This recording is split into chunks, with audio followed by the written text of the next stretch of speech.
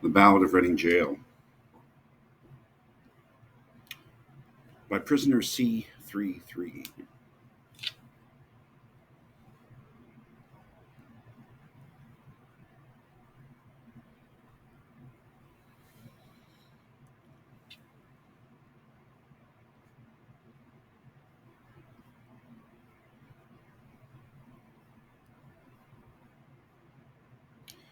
He did not wear his scarlet coat, for blood and wine are red, and blood and wine were on his hands when they found him dead, the poor dead woman whom he loved and murdered in her bed.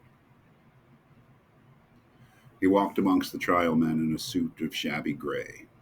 A cricket cap was on his head, and his step seemed light and gay.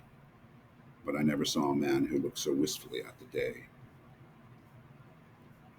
I never saw a man who looked with such a wistful eye upon that little tent of blue which prisoners call the sky, and at every drifting cloud that went with sails of silver by.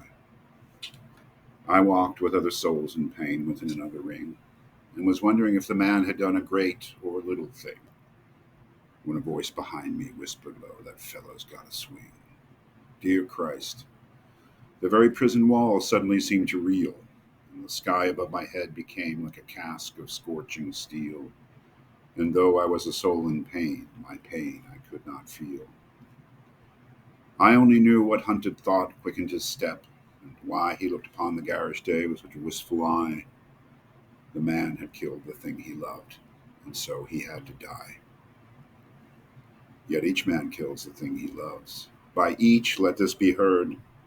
Some do it with a bitter look, some with a flattering word. The coward does it with a kiss, the brave man with a sword. Some kill their love when they are young, and some when they are old. Some strangle with the hands of lust, some with the hands of gold. The kindest use a knife because the dead so soon grow cold.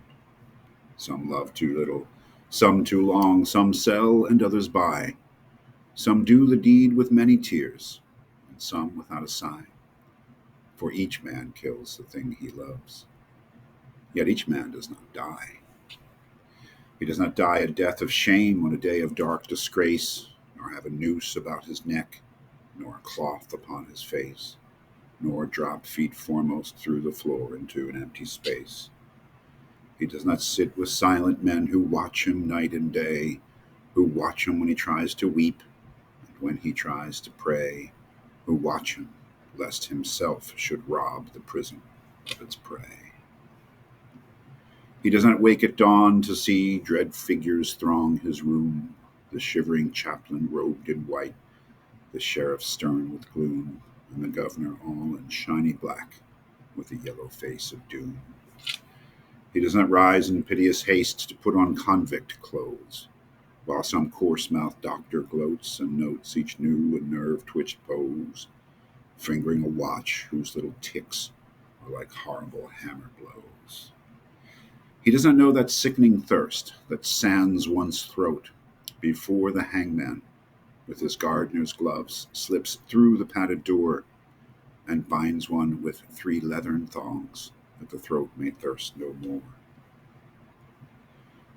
He does not bend his head to hear the burial office read, nor, while the terror of his soul tells him he is not dead, cross his own coffin as he moves into the hideous shed. He does not stare upon the air through a little roof of glass. He does not pray with lips of clay for his agony to pass, nor feel upon his shuddering cheek the kiss of Caiaphas.